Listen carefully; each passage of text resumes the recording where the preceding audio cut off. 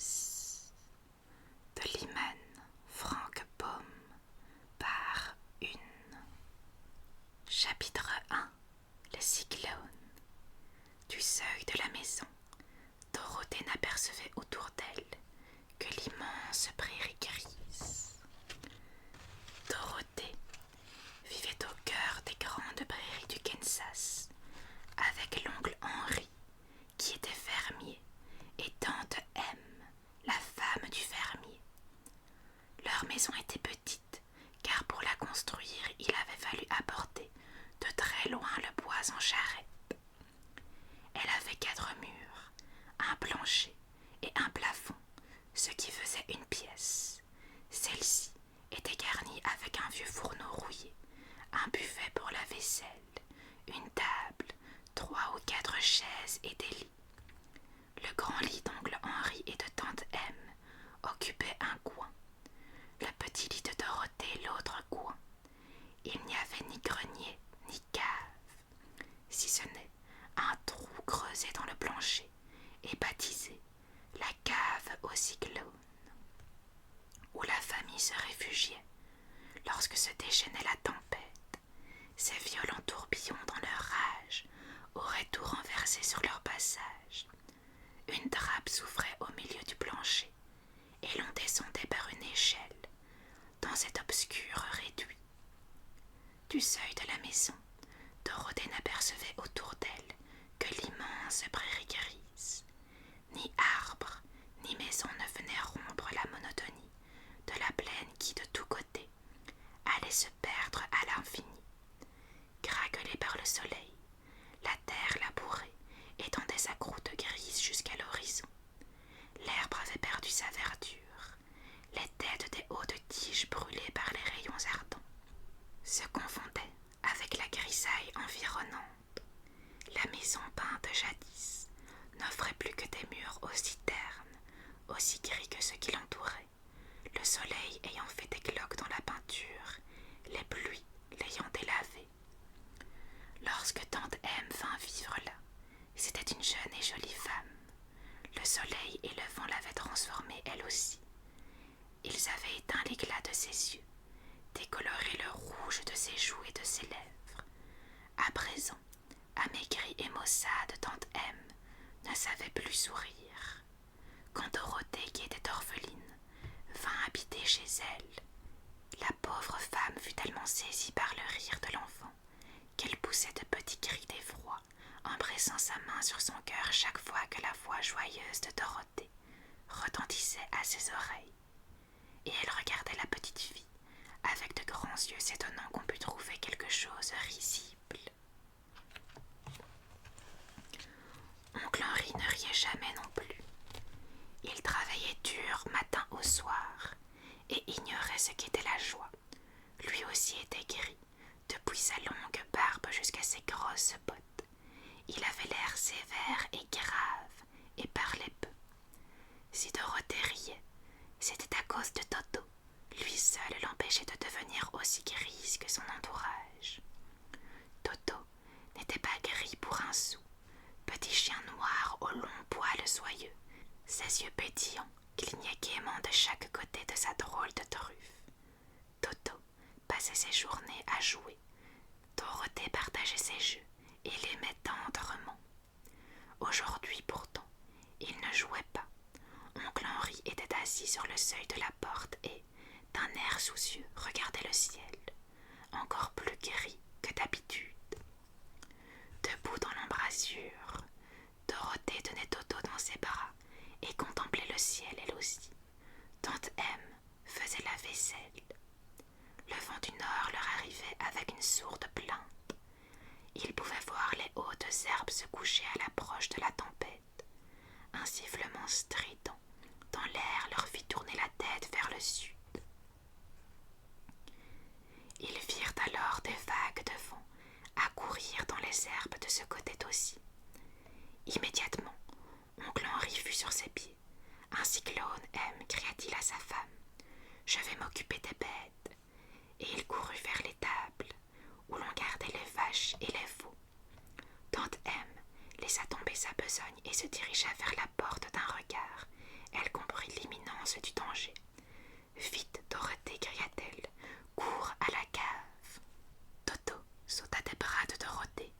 se réfugier sous le lit. La fillette essaya de l'en déloger. Tantème, au comble de la frayeur, ouvrit brusquement la trappe du plancher et dégringola par l'échelle dans le petit trou sombre. Dorothée avait enfin rattrapé Toto et allait suivre sa tante quand un hurlement de la tempête la surprit au milieu de la pièce.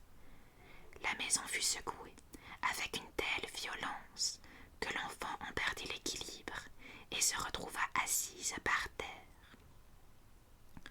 Alors, une chose étrange advint. La maison tournoya 2 ou 3 fois sur elle-même et s'éleva lentement dans les airs. Dorothée se crut transportée en ballon.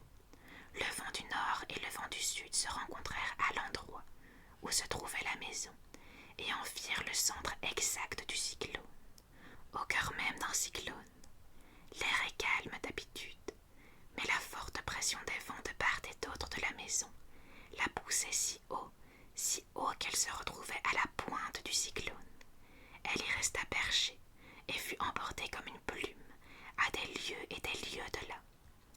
Il faisait très sombre et le vent l'entourait de ses rugissements horribles, mais Dorothée trouva qu'elle voguait plutôt confortablement.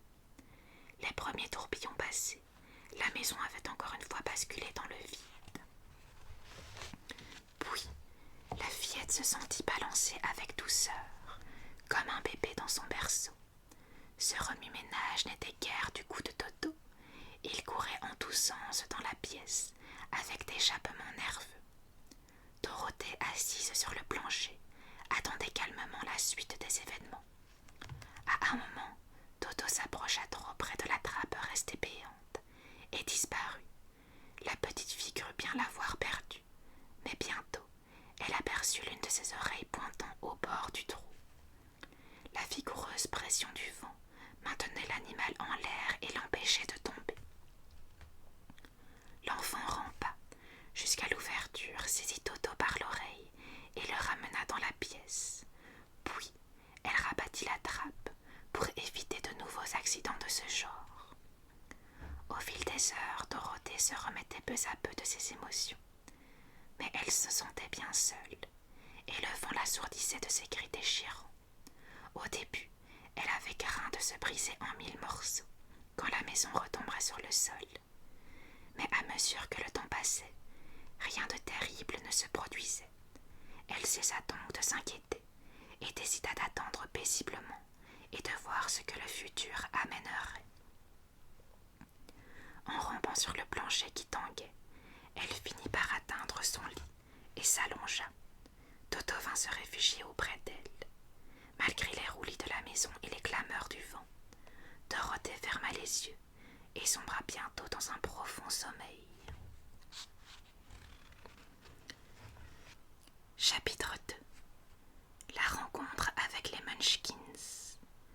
La petite fille poussa un cri d'admiration et regarda autour d'elle, ses yeux s'écarquillaient à chaque merveille qu'elle découvrait.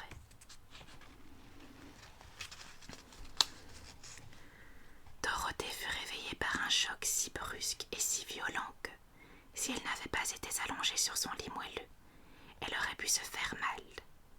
La soudaineté de la secousse lui coupa le souffle, et elle se demanda ce qui s'était passé. Toto colla son petit museau froid contre son visage en gémissant tristement.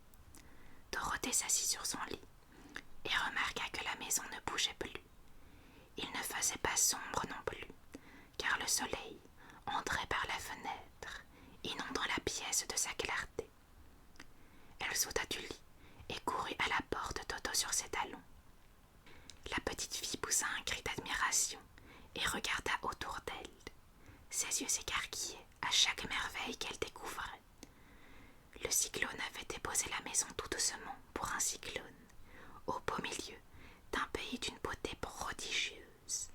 De ravissants parterres de gazon verdoyaient sous des arbres majestueux, lourds de fruits savoureux. Des fleurs superbes formaient des massifs de tous côtés, et des oiseaux au plumage rare et étincelant chantaient et voletaient dans les arbres et les buissons. Un peu plus loin bondissait un ruisseau dont les eaux scintillaient entre ses rives mousseuses. que le murmure de sa voix était agréable pour une petite fille qui avait vécu si longtemps dans les prairies sèches et grises, tandis qu'elle dévorait des yeux ce spectacle d'une étrange beauté. Elle vit venir à elle un groupe d'êtres bizarres, comme elle n'en avait jamais vu. Ils n'étaient pas aussi grands que les grandes personnes auxquelles elle s'était habituée depuis toujours, mais ils n'étaient pas du tout petits non plus. En fait, ils semblaient à peu près de la taille de Dorothée, qui était grande pour son âge. En revanche, d'après leur apparence, ils étaient beaucoup plus vieux. Il y avait 3 hommes et une femme, tous bizarrement costumés. Ils étaient coiffés de chapeaux ronds qui se terminaient en pointe à 30 centimètres au-dessus de leur tête. Leurs bords s'agrémentaient de clochettes qui tintaient au moindre mouvement. Les chapeaux des hommes étaient bleus, celui de la petite femme blanc, comme aussi de la robe qui tombait emplie de ses épaules. De petites étoiles parsemaient l'étoffe et scintillaient au soleil comme des diamants. Les hommes étaient vêtus de bleu de la même nuance que leurs chapeaux, et leurs bottes bien astiquées s'ornaient de revers bleu foncé. Dorothée se dit qu'il pouvait avoir l'âge d'oncle Henri, car 2 d'entre eux portaient la barbe. Mais la petite femme, elle, était sans aucun doute beaucoup plus vieille. Elle avait le visage couvert de rides, ses cheveux étaient presque blancs et elle marchait avec une certaine raideur. À quelques pas du seuil où se tenait Dorothée, ces petites personnes s'arrêtèrent et chuchotèrent entre elles, comme effrayées d'aller plus loin. Puis la petite vieille s'avança vers Dorothée, fit une grande révérence et d'une voix douce prononça ces mots. « Soyez la bienvenue, très noble enchanteresse, au pays des Munchkins. Nous vous sommes très reconnaissants d'avoir tué la méchante sorcière de l'Est et d'avoir libéré notre peuple de l'esclavage. » Dorothée écouta ce discours avec étonnement. Que voulait dire cette petite femme en l'appelant enchanteresse et en affirmant qu'elle avait tué la méchante sorcière de l'Est? Dorothée était une petite fille innocente et inoffensive. Un cyclone l'avait transportée à des lieux de chez elle, et jamais de sa vie elle n'avait tué quoi que ce soit. Visiblement, la petite femme attendait-elle une réponse. Alors Dorothée dit, non sans hésitation, « Vous êtes très aimable, mais ce doit être une erreur, je n'ai rien tué du tout. » « En tout cas, votre maison l'a fait, » répliqua la vieille femme en riant. « Et cela revient au même. Voyez, poursuivit-elle, en montrant un coin de la maison, on voit encore ces 2 orteils qui dépassent dessous ce gros morceau de bois. » Dorothée regarda et poussa un petit cri de frayeur. En effet, juste sous l'angle de la grosse poutre qui soutenait la maison, 2 pieds dépassaient, chaussés de souliers d'argent, au bout pointu. « Mon Dieu !» s'écria Dorothée, en joignant les mains consternées. « La maison a dû lui tomber dessus. Qu'allons-nous faire ?» « Il n'y a rien à faire, » dit calmement la petite femme. « Mais qui était-ce » demanda Dorothée. « C'était, je vous le répète, la méchante sorcière de l'Est, » répondit l'étrange vieille. « Pendant des années, elle a tenu en esclavage tous les Munchkins et les faisait travailler pour elle, jour et nuit. Les voilà tous libres désormais, et ils vous sont reconnaissants du bienfait. »« Qui sont les Munchkins ?» demanda Dorothée. « Les gens qui vivent dans ce pays de l'Est, où sévissait la méchante sorcière. Êtes-vous une Munchkin ?»« Non, moi je vis dans le pays du Nord, mais je suis leur amie. Quand les Munchkins ont vu que la sorcière de l'Est était morte, ils m'ont dépêché un rapide messager, et je suis accourue aussitôt.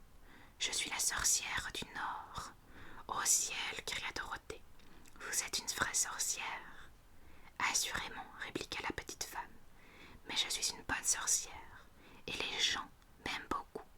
J'ai moins de pouvoir que la méchante sorcière qui régnait ici. Sinon, j'aurais libéré ce peuple moi-même. » « Mais je croyais que toutes les sorcières étaient méchantes, » dit la fillette, peu rassurée de se trouver en présence d'une vraie sorcière. « Oh non, C'est une grossière erreur. Il y avait 4 sorcières en tout dans le pays d'Oz. 2 vivent au nord et au sud et sont de bonnes sorcières. Je sais que c'est vrai, je suis l'une de ces 2-là. Je ne peux donc pas me tromper. Celles qui habitaient à l'est et à l'ouest étaient vraiment de méchantes sorcières, mais maintenant que vous en avez tué une, il ne reste plus qu'une méchante sorcière dans tout le pays d'Oz, celle qui vit à l'ouest. Mais, dit Dorothée après un moment de réflexion, Tante M m'a dit que les sorcières étaient toutes mortes il y a des années et des années. Qui est Tante M? Questionna la vieille femme. C'est ma tante. Elle vit au Kansas, le pays d'où je viens. La sorcière du Nord sembla réfléchir un instant, la tête penchée et les yeux baissés vers le sol. Puis, elle leva les yeux et dit « Je ne sais pas où se trouve le Kansas, car je n'ai encore jamais entendu parler de ce pays. Mais, dites-moi, est-ce que c'est un pays civilisé ?»« Oh oui, répliqua Dorothée. Alors tout s'explique. Dans les pays civilisés, je crois bien qu'il ne reste plus de sorcières, ni de magiciens, ni d'enchantresses, ni d'enchanteurs. Par contre, voyez-vous, le pays d'Oz n'a jamais été civilisé, car nous sommes coupés du reste du monde. C'est pourquoi il existe encore des sorcières et des magiciens parmi nous. Quels sont les magiciens? Demanda Dorothée. Oz, seul est le grand magicien, répondit la sorcière dans un chuchotement. Il a plus de pouvoir que nous tous réunis. Il vit dans la cité d'Émeraude. Dorothée allait poser une autre question, mais à ce moment précis, les Munchkins, qui jusque-là avaient gardé le silence, poussèrent un grand cri en montrant du doigt le coin de la maison où gisait la méchante sorcière. « Que se passe-t-il » demanda la vieille femme. Puis, elle regarda et se mit à rire. Les pieds de la sorcière morte avaient complètement disparu, et il ne restait que les souliers d'argent. Elle était si vieille, expliqua la sorcière du Nord, qu'en un clin d'œil, elle s'est évaporée au soleil. C'en est fini d'elle, mais les souliers d'argent sont à vous, et vous devez les porter. Elle se baissa pour ramasser les souliers, et les tendit à Dorothée, après en avoir secoué la poussière.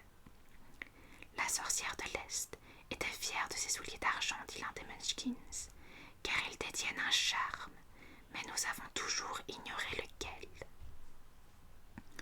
Dorothée emporta les souliers dans la maison et les plaça sur la table. Puis, elle ressortit et s'adressa aux Munchkins. « J'ai hâte de rentrer chez ma tante et mon oncle, car ils vont se faire du souci pour moi, j'en suis sûre. Pouvez-vous m'aider à retrouver mon chemin ?» Les Munchkins et la sorcière se regardèrent Dorothée et secouèrent la tête. À l'est, tout près d'ici, dit l'un d'eux, c'est un désert si grand qu'on n'a jamais pu le traverser. C'est la même chose au sud, dit un autre, car j'y suis allé et je le connais. Le sud est le pays des Quadlings.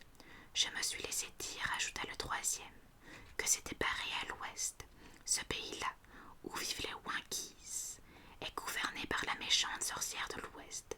Elle vous réduirait en esclavage si vous vous aventuriez dans son royaume. Le nord est mon pays, dit la vieille femme, et il est bordé lui aussi par le grand désert qui entoure le pays d'Oz.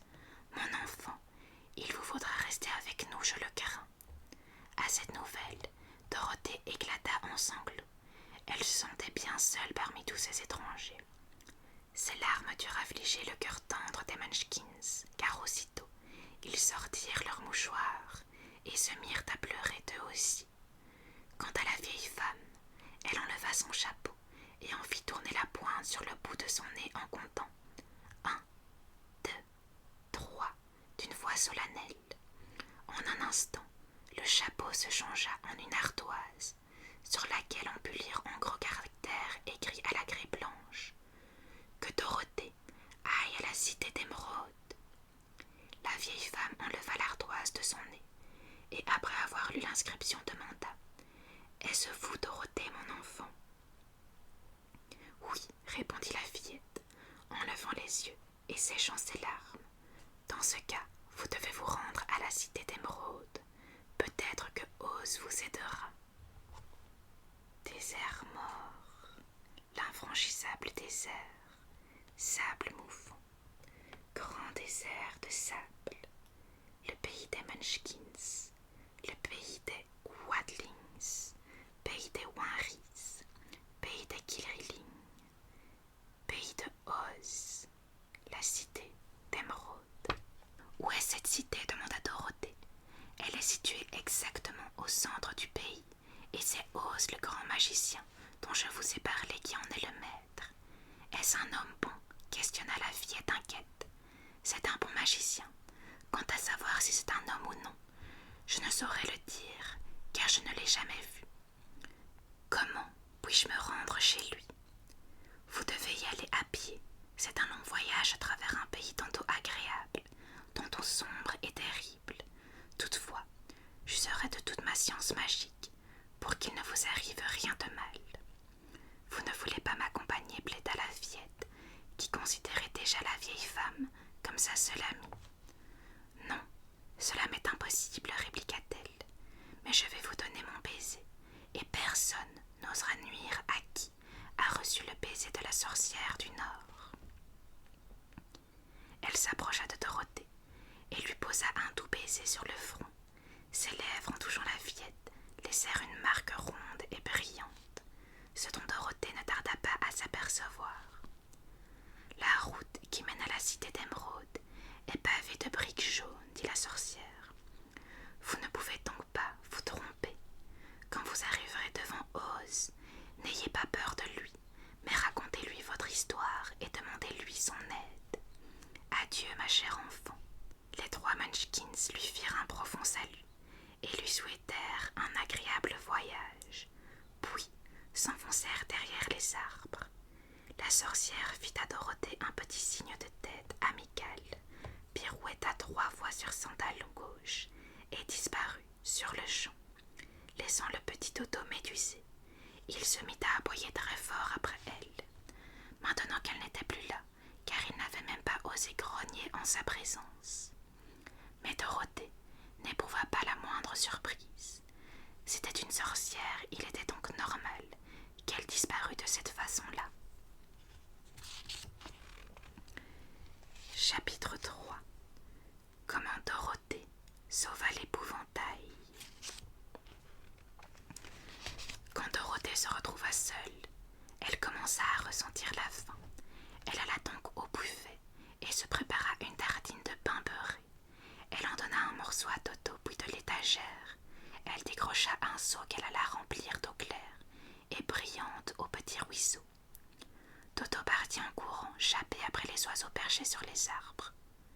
En allant à sa recherche, Dorothée aperçut pendant aux branches des fruits délicieux.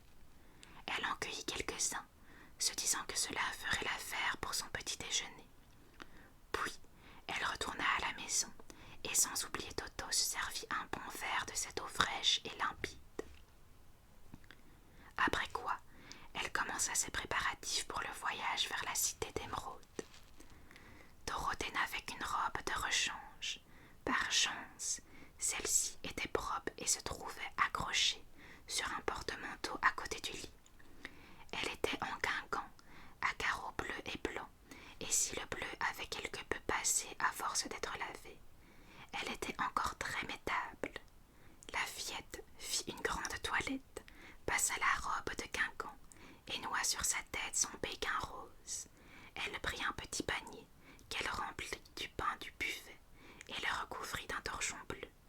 Puis, elle regarda ses pieds, ses chaussures étaient bien vieilles et bien usées. Jamais elles ne supporteront un long voyage, Toto, dit-elle. Toto la fixa avec ses petits yeux noirs en remuant la queue pour montrer qu'il avait compris. Au même instant, Dorothée aperçut sur la table les souliers d'argent qui avaient appartenu à la sorcière de l'Est. Pourvu qu'ils m'aillent, dit-elle à Toto. C'est juste ce qu'il faut pour faire une longue promenade car ils doivent être inusables. Elle enleva ses vieilles chaussures de cuir et essaya les souliers d'argent. On eût dit qu'ils avaient été faits pour elle. Enfin, elle prit son panier. En route, Toto, dit-elle. Nous partons pour la cité d'Émeraude demander au grand Oz comment retourner au Kansas.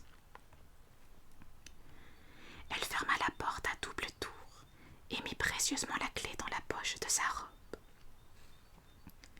Et c'est ainsi qu'en compagnie de Toto, trottinant sagement derrière elle, elle commença son voyage. Il y avait plusieurs routes non loin de là, mais elle eut vite fait de trouver celle qui était pavée de briques jaunes. Peu après, elle cheminait d'un pas alerte en direction de la cité d'émeraude, tandis que ses souliers d'argent cliquetaient joyeusement sur les durs pavés jaunes de la chaussée. Le soleil brillait fort, les oiseaux chantaient gentiment, et notre Dorothée ne se sentait pas trop désemparée pour une petite fille arrachée subitement à son pays et larguée au milieu d'une contrée étrangère. Au fur et à mesure qu'elle avançait, la beauté du pays l'étonnait de chaque côté de la route. Des barrières fraîchement peintes d'un bleu délicat entouraient des champs qui rengorgeaient de céréales et de légumes. Visiblement, les Munchkins étaient de bons fermiers, capables de produire d'abondantes récoltes. Parfois, lorsqu'elle passait devant une maison, les gens sortaient pour la regarder et lui faire une grande révérence, car tous savaient que, grâce à elle, la méchante sorcière avait été anéantie et ils avaient recouvré leur liberté.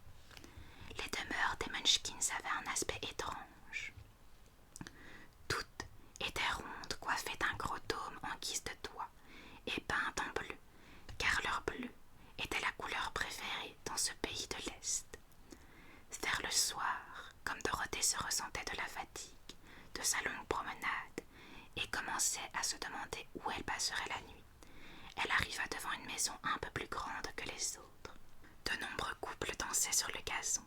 5 petits musiciens jouaient du crin-crin aussi fort que possible.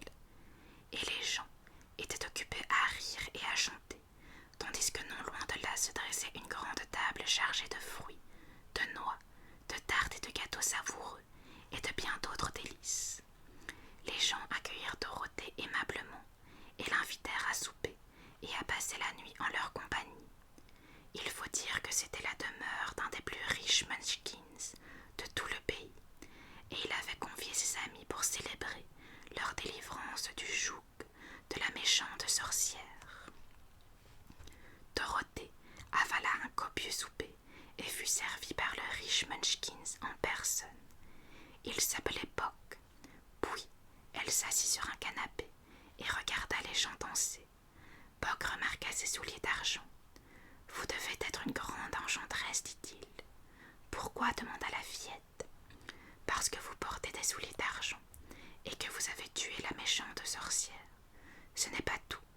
Votre robe a des carreaux blancs. Or, seules les sorcières et les enchanteresses portent du blanc. »« Ma robe a aussi des carreaux bleus, dit Dorothée en défroissant sa robe. »« C'est gentil à vous de porter ça, dit Bock. Le bleu est la couleur préférée des Munchkins, et le blanc, celle des sorcières. C'est la preuve pour nous que vous êtes une sorcière amie. » Dorothée ne trouvait rien à répondre. Tout le monde semblait la prendre pour une sorcière, mais elle savait pertinemment qu'elle n'était qu'une petite fille comme les autres, arrivée dans une étrange contrée par le hasard d'un cyclone. Quand elle fut lasse de regarder les danseurs, Bock la fit entrer chez lui et lui donna une chambre avec un joli petit lit. Les draps étaient de toile bleue et Dorothée y dormit jusqu'au matin d'un sommeil profond, avec Toto roulé en boule sur le tapis bleu à côté d'elle. Elle avala un copieux déjeuner et remarqua un amour de bébé Munchkin qui jouait avec Toto, lui tirant la queue, poussant des cris et riant, ce qui amusait beaucoup Dorothée. Pour tout le monde, Toto était une bête curieuse car personne n'avait jamais vu de chien auparavant. « Est-ce loin la cité d'émeraude » fit-elle. « Je ne sais pas » répondit Bock gravement, car je n'y suis jamais allé. Les gens préfèrent éviter Oz, sauf s'ils ont affaire à lui. Mais c'est loin d'ici, et cela vous prendra des jours et des jours. Notre pays est riche et agréable. Par contre, il vous faudra traverser des endroits inhospitaliers et dangereux avant d'arriver au terme de votre voyage. Voilà qui inquiétait un peu Dorothée, mais seul Oz le Grand pouvait l'aider à retourner au Kansas. S'armant de courage, elle résolut donc de ne pas rebrousser chemin. Elle fit ses adieux à ses amis et reprit la route de briques jaunes. Au bout de quelques lieues, elle s'arrêta pour se reposer, grimpa sur une barrière en bordure de la route et s'assit. Un grand champ de blé s'étendait de l'autre côté de la clôture, non loin de là. Elle aperçut un épouvantail qu'on avait perché au bout d'un pieu pour éloigner les oiseaux du blé mûr. Le menton dans la main, Dorothée examinait pensivement l'épouvantail. Un petit sac bourré de paille lui servait de tête, sur lequel on avait peint des yeux, un nez, une bouche, pour lui faire un visage. Un vieux chapeau pointu et bleu ayant appartenu à quelques munchkins était juché sur son crâne. Le reste du personnage consistait en un costume usé, peint bleu délavé et pareillement empaillé. Aux pieds, on lui avait mis des bottes en revers bleu, comme chacun en portait dans le pays. Un pieu piqué dans son dos maintenait ce mannequin au-dessus des épis. Comme Dorothée dévisageait gravement l'étrange face peinte de l'épouvantail, elle eut la surprise de le voir cligner lentement de l'œil dans sa direction. Tout d'abord, elle crut s'être trompée. Au Kansas, aucun épouvantail ne cligne de l'œil. Mais voilà que le mannequin lui adressa un signe amical de la tête. Elle descendit alors de la barrière et s'approcha, tandis que Toto courait autour du pieu en aboyant. « Bonne journée » dit l'épouvantail d'une voix plutôt enrouillée. « Vous avez parlé » demanda la fillette très étonnée. « Sans doute » répondit l'épouvantail. « Comment allez-vous »« Assez bien, merci » répliqua poliment Dorothée. « Et vous ?»« Ça ne va pas fort » dit l'épouvantail en souriant, car c'est bien ennuyeux d'être là, perché nuit et jour à effrayer les corbeaux. Vous ne pouvez pas descendre. Non, ce pieu est enfoncé dans mon dos. Si vous vouliez bien me l'ôter, je vous en serais très reconnaissant. Dorothée se hissa jusqu'aux 2 bras et enleva le mannequin qui, bourré de paille, ne pesait pas lourd. Merci beaucoup, dit l'épouvantail. Une fois posé par terre, je me sens un autre homme. Dorothée était très intriguée. Un homme en paille qui parlait, qui s'inclinait et lui emboîtait le pas. Tout cela lui paraissait plutôt bizarre. « Qui êtes-vous » demanda l'épouvantail en bâillant, après s'être étiré. « Et où allez-vous » ?»« Mon nom est Dorothée, dit la fillette, et je me rends à la cité d'Émeraude pour demander à Oz le Grand de me renvoyer au Kansas. »« Où est la cité d'Émeraude » questionna-t-il. « Et qui est Oz ?»« Comment ? Vous ne savez pas » répliqua-t-elle surprise. « Bien sûr que non, je ne sais rien du tout. Voyez-vous, je suis empaillée. Je n'ai donc pas de cervelle, répondit tristement. Oh, dit Dorothée, j'en suis navrée pour vous. Pensez-vous, demanda-t-il, que si j'allais avec vous à la cité d'Émeraude, Oz me donnerait un peu de cervelle? Je ne peux pas vous l'assurer, fit-elle, mais vous pouvez toujours m'accompagner. Si Oz refuse de vous donner de la cervelle, vous n'en serez pas plus mal pour autant. C'est juste, dit l'épouvantail. Voyez-vous, ajouta-t-il sur le ton de la confidence, ça ne me dérange pas d'avoir les jambes et les bras et le corps empaillés. Au contraire, on ne risque pas de me faire du mal. Si on me marche sur les orteils ou qu'on m'enfonce une épingle, ça n'a aucune importance puisque je ne sens rien. Mais je ne veux pas qu'on me traite de sot, et si ma tête, au lieu d'avoir une cervelle comme la vôtre, reste bourrée de paille, comment apprendrai-je jamais quelque chose? Je vous comprends, dit la petite fille, qui était vraiment désolée pour lui. Si vous voulez venir avec moi, je demanderai à Oz de faire pour vous tout ce qui sera en son pouvoir. Merci, répondit-il avec reconnaissance. Ils regagnèrent la route, Dorothée l'aidant à franchir la barrière, et prirent le chemin des briques jaunes qui menait à la cité d'Émeraude. Toto, au début, n'appréciait guère le nouveau venu. Il grognait en le reniflant comme si un nid de rat avait logé dans sa paille. « Ne faites pas attention à Toto, dit Dorothée, à son nouvel ami. Il ne mord jamais. »« Oh, je n'ai pas peur, répliqua l'épouvantail. Il ne peut pas faire de mal à ma paille. Je vous en prie, laissez-moi porter votre panier. Ce ne sera pas une corvée pour moi, car j'ignore la fatigue. Je vais vous confier un secret, ajouta-t-il, tout en marchant. Il n'y a qu'une chose au monde qui me fasse peur. Qu'est-ce que c'est demanda Dorothée. Le fermier Munchkin qui vous a fabriqué. Non, répondit l'épouvantail. C'est une allumette enflammée. Chapitre 4. À travers la forêt. Au bout de quelques heures, la marche se fit plus difficile. À cet endroit, la route devenait inégale et l'épouvantail trébuchait à chaque pas. En effet, les briques jaunes, tantôt cassées, tantôt manquantes, avaient laissé des trous. Toto les franchissait d'un bond. Dorothée, elle, les contournait. Mais l'épouvantail, qui n'avait pas de cervelle, marchait droit devant lui, se prenait les pieds dans les trous et tombait de tout son long sur les pavés durs. Il ne se faisait jamais mal cependant. Dorothée n'arrêtait pas de ramasser et de le remettre sur ses pieds, et à chaque fois, il repartait en riant joyeusement de son infortune. À présent, les fermes n'étaient plus aussi bien tenues. Les maisons et les arbres fruitiers se faisaient rares, et plus ils avançaient, plus cette contrée devenait lugubre et déserte. À midi, ils s'assirent au bord de la route près d'un petit ruisseau. Dorothée ouvrit son panier et en sortit un peu de pain. Elle en offrit un morceau à l'épouvantail, mais il refusa. « Je n'ai jamais faim, dit-il. Heureusement pour moi, car ma bouche est seulement peinte, et si j'y perçais un trou pour manger, la paille dont je suis bourrée s'en échapperait, ce qui gâterait la forme de ma tête. » Dorothée vit tout de suite que c'était vrai. Elle se contenta donc d'acquiescer d'un signe de tête et continua à manger son pain. « Parlez-moi de vous et du pays d'où vous venez, dit l'épouvantail, quand elle eut fini son repas. Elle lui décrivit donc le Kansas, comment tout était gris là-bas, et comment le cyclone l'avait emmené jusqu'à cet étrange pays d'os.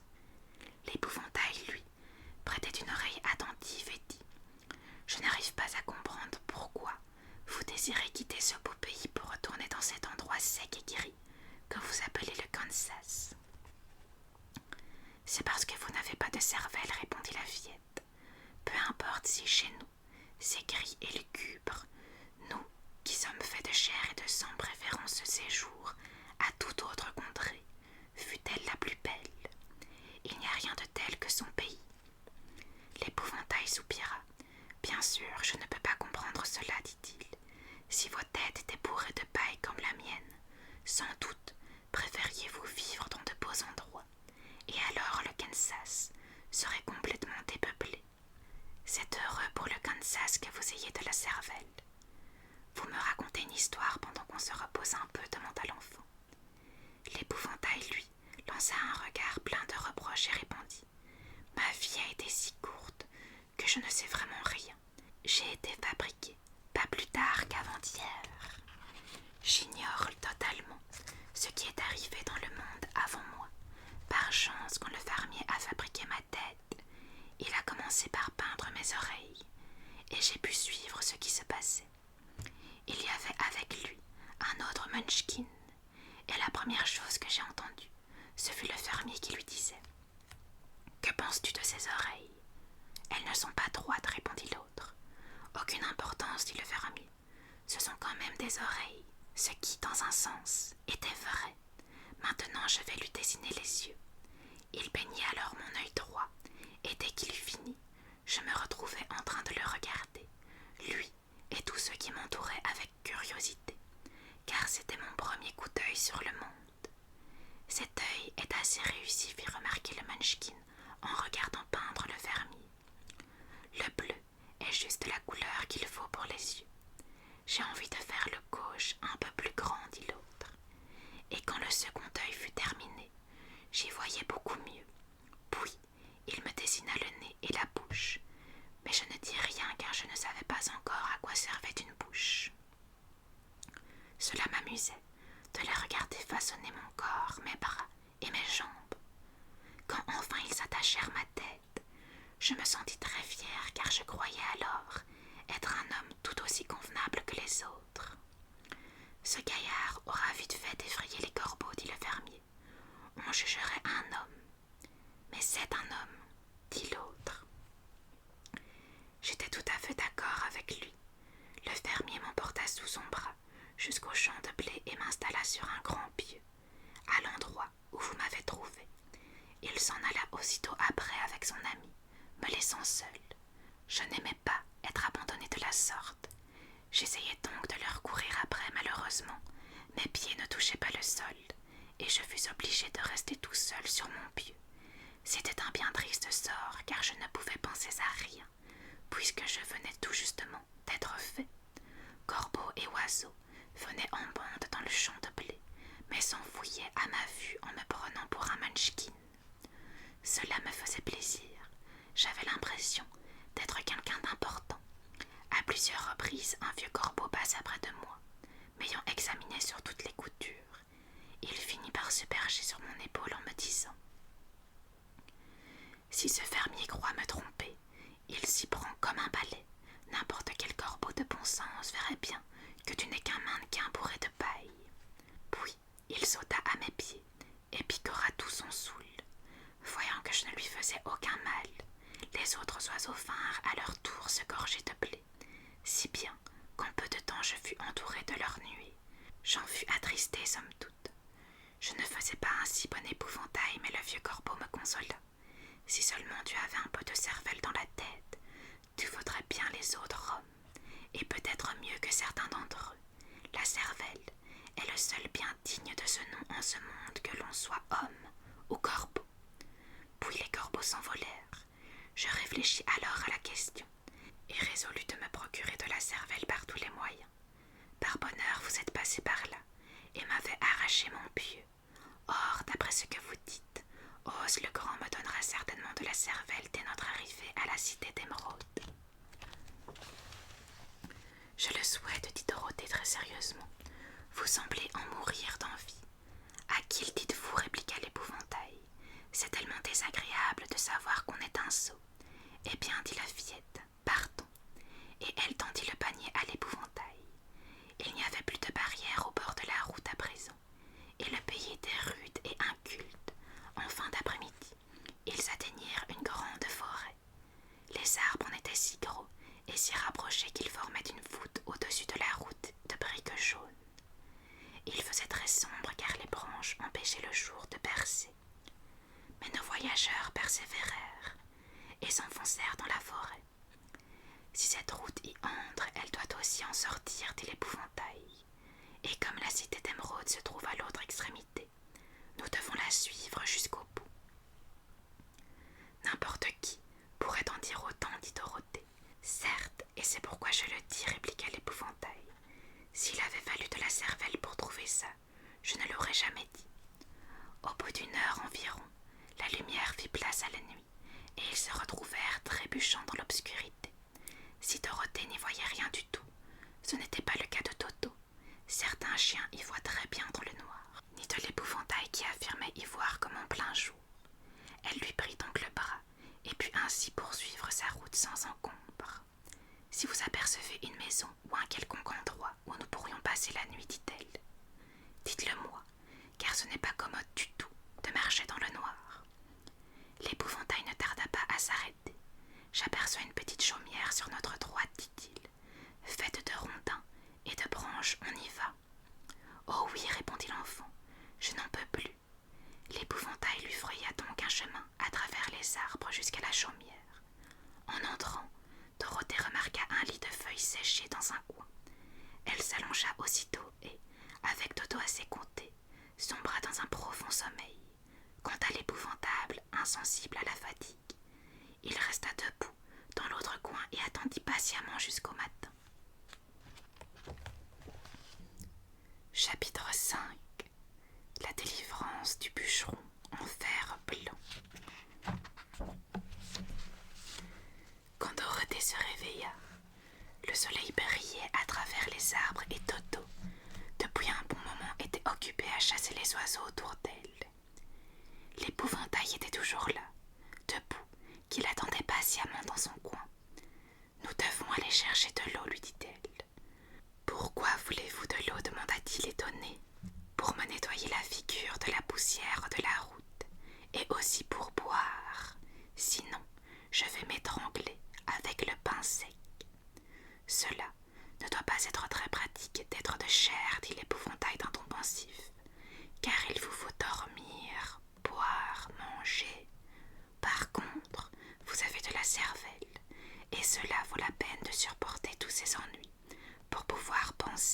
comme il le faut. Après avoir quitté la chaumière, ils marchèrent au milieu des arbres et arrivèrent jusqu'à une petite source d'eau claire. Dorothée s'y désaltéra, se baigna et avala son déjeuner. Elle constata qu'il ne restait pas beaucoup de pain dans le panier, et la fillette s'avéquerait à l'épouvantail de ne pas savoir à manger du tout, car il leur restait tout juste de quoi tenir la journée, à elle et Toto. Après avoir déjeuné, elle s'apprêtait à regagner la route pavée de briques jaunes, quand un gémissement profond, non loin de là, la fit sursauter. « Qu'est-ce que je viens d'entendre » demanda-t-elle timidement. « Je n'en ai pas la moindre idée » répliqua l'épouvantail. « Mais on peut toujours aller voir. » Au même moment, parvint à leurs oreilles un autre gémissement, qui semblait venir de derrière eux. Ils se retournèrent et firent quelques pas dans la forêt.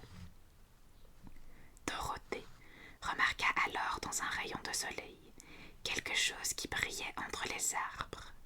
Elle courut dans cette direction et s'arrêta net en poussant un cri de surprise. L'un des gros arbres était à moitié coupé et juste à côté, tenant une hache en l'air, se trouvait un homme entièrement fait de fer blanc. Sa tête, ses bras et ses jambes étaient fixés à son corps par des articulations, mais il restait parfaitement immobile et donnait l'impression de ne pas pouvoir bouger du tout. Dorothée le regarda avec stupeur. L'épouvantail fit de même quant à Toto.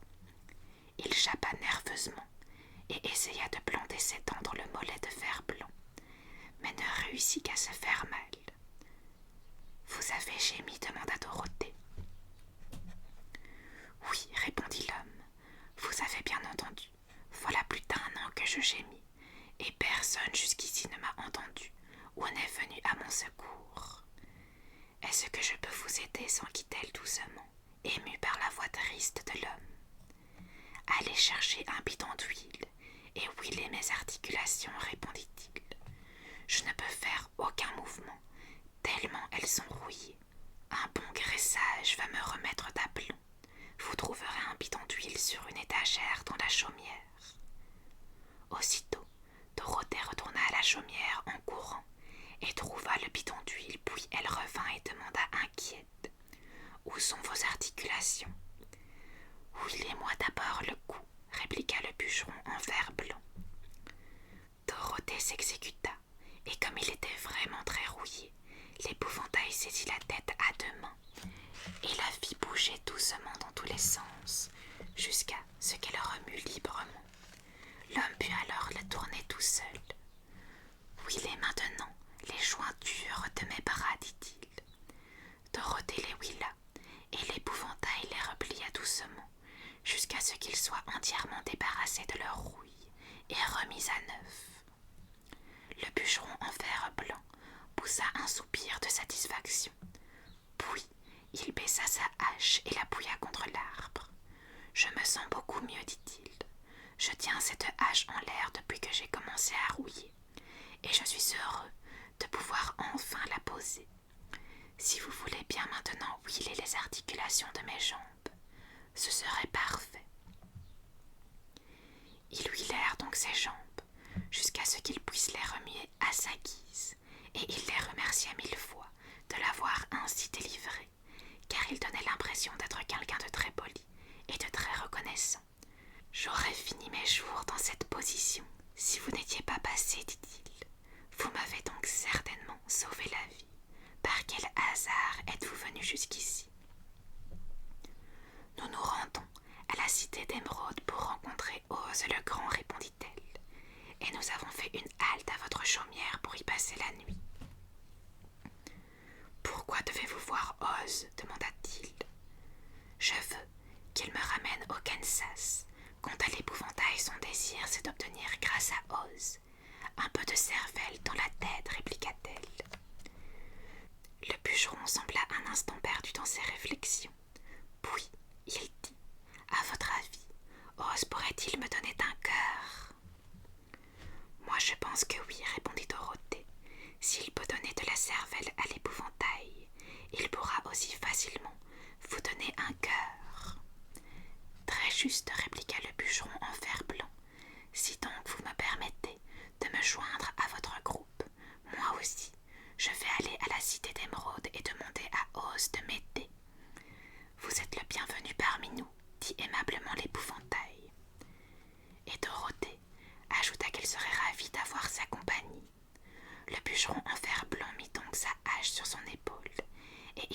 traversèrent tous la forêt pour retrouver la route pavée de briques jaunes.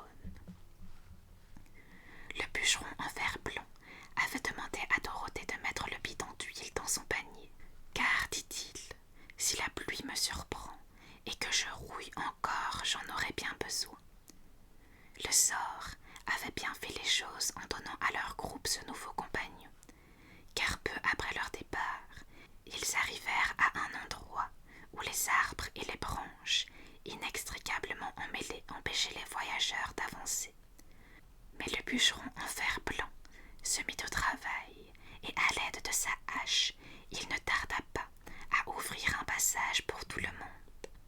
Dorothée, en marchant, réfléchissait, tellement qu'elle ne remarquait pas que l'épouvantail était tombé dans un trou et avait roulé jusqu'au bord du chemin. Il fut obligé d'appeler la fillette à son secours. « Pourquoi n'avez-vous pas contourné le trou ?» demanda le bûcheron en fer blanc. « Je ne réfléchis pas assez, » répliqua joyeusement l'épouvantail. « J'ai la tête bourrée de paille. »« Oh, je vois, » dit le bûcheron en fer blanc.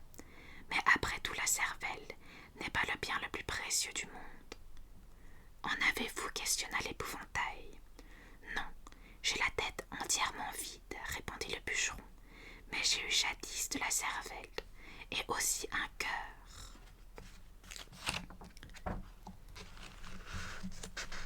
C'est pourquoi, après avoir essayé les deux, je préfère de beaucoup avoir un cœur. « Pourquoi cela ?» demanda l'épouvantail. « Je vais vous raconter mon histoire, et alors vous comprendrez. » Ainsi, pendant qu'il cheminait à travers la forêt, le bûcheron en fer blanc raconta l'histoire suivante. « Je suis le fils d'un bûcheron qui abattait des arbres dans la forêt et vendait du bois pour vivre. En grandissant, j'ai appris moi aussi le même métier, et à la mort de mon père, je me suis occupée de ma vieille mère jusqu'à la fin de sa vie. Puis, je décidai de me marier car je ne voulais pas rester seule. Il y avait parmi les jeunes Munchkins une fille très belle. Très vite, je me mis à l'aimer de tout mon cœur. De son côté, elle promit de m'épouser dès que j'aurais gagné assez d'argent pour lui construire une plus belle maison. Je m'attelai donc au travail comme jamais je ne l'avais fait, mais cette fille vivait avec une vieille femme, et celle-ci ne voulait pas entendre parler mariage. Elle était tellement paresseuse qu'elle voulait que la fille reste chez elle pour lui faire la cuisine et le ménage. La vieille femme alla donc trouver la méchante sorcière de l'Est et lui promit 2 moutons et une vache si elle empêchait le mariage. Alors la méchante sorcière jeta un sort à ma hache, et un jour que je travaillais avec ardeur, tant j'avais hâte d'avoir ma nouvelle maison et ma femme, la hache glissa soudain et me coupa la jambe gauche. J'eus d'abord l'impression d'un grand malheur, car un homme qui n'a qu'une jambe ne peut pas faire un bon bûcheron. J'allais donc trouver un fer-blantier, et je lui demandai de me fabriquer une jambe en fer blanc. La jambe fonctionnait très bien, une fois que j'y fus habituée. Mais ce remède courrouça la méchante sorcière de l'Est, elle qui avait promis à la vieille femme que je n'épouserais pas la jeune et jolie Munchkin. Je me remis à couper les arbres, et de nouveau, ma hache glissa et me coupa la jambe droite. Je retournai chez le fer-blantier, qui me fabriqua une autre jambe en fer blanc. Par la suite, la hache ensorcelée me coupa les bras l'un après l'autre, mais je ne me laissai pas décourager et les fis remplacer par des bras en fer blanc. Alors la méchante sorcière fit glisser ma hache, qui me coupa la tête, et je crus bien ma dernière heure arrivée. Mais le fer-blantier se trouvait à passer par là, et il me fit une nouvelle tête en fer blanc. Je croyais alors avoir triomphé de la méchante sorcière, et je travaillais plus fort que jamais, mais j'ignorais à quel point mon ennemi était cruel. Elle imagina un nouveau stratagème pour tuer mon amour pour la jeune et belle Munchkin. De rechef, ma hache glissa, me traversa le corps et me coupa en 2. Cette fois encore, le fer-blantier vint à mon secours et me fabriqua un corps en fer blanc. Il y attacha mes bras, mes jambes et ma tête en fer blanc, au moyen d'articulations articulations qui me permirent ainsi de me déplacer comme avant. Mais hélas, je n'avais plus de cœur et c'est ainsi que je perdis tout mon amour pour la jeune Munchkin. Cela m'était devenu bien égal de l'épouser ou non. Elle doit habiter encore chez la vieille femme, avec l'espoir que je revienne la chercher. J'étais très fière de mon corps tellement il brillait au soleil, et cela n'avait pas d'importance à présent si ma hache glissait, car elle ne pouvait plus me couper. Le seul danger était que mes articulations se rouillent, mais je gardais un bidon d'huile dans ma chaumière et je pris soin de me huiler toutes les fois où c'était nécessaire. Un jour pourtant, j'oubliais de le faire et au beau milieu d'un orage, avant que j'aie eu le temps de penser au danger, mes jointures avaient rouillé et je restais plantée dans les bois jusqu'à ce que vous veniez à mon secours. Ce fut une épreuve terrible, mais depuis 1 an que je suis ici, j'ai compris que ma vraie perte avait été celle de mon cœur. Quand j'étais amoureux, j'étais l'homme le plus heureux du monde, mais personne ne peut aimer s'il n'a d'un cœur. C'est pourquoi je suis décidée à demander à Oz de m'en donner un. S'il accepte, j'irai retrouver la jeune Munchkin pour l'épouser. Dorothée et l'épouvantail avaient tous les deux vivement été intéressés par l'histoire du bûcheron en fer blanc, et ils comprenaient maintenant pourquoi il avait tellement hâte de se procurer un nouveau cœur. Malgré tout, dit l'épouvantail, moi, je demanderai de la cervelle au lieu d'un cœur, car à quoi bon avoir un cœur quand on est un sot? Moi, je prendrai le cœur, répliqua le bûcheron en fer blanc, car la cervelle ne rend pas heureux, et le bonheur est le bien le plus précieux du monde. Dorothée ne disait mot, car l'intriguait de savoir lequel de ses 2 amis avait raison. Mais en fin de compte, cela lui était plutôt égal que le bûcheron n'ait pas de cervelle, ni l'épouvantail de cœur, ou que chacun voie son vœu exaucé, pourvu qu'elle retrouvât le Kansas et tante M.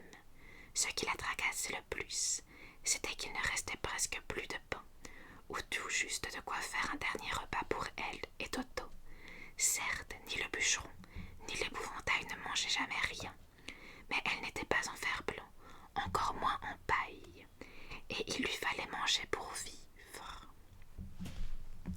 Voilà les amis, ce qui conclut la première partie du Magicien d'Oz.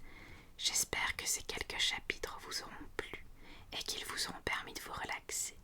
Sur ce, je vous souhaite de passer une très très bonne nuit, et nous, on se retrouve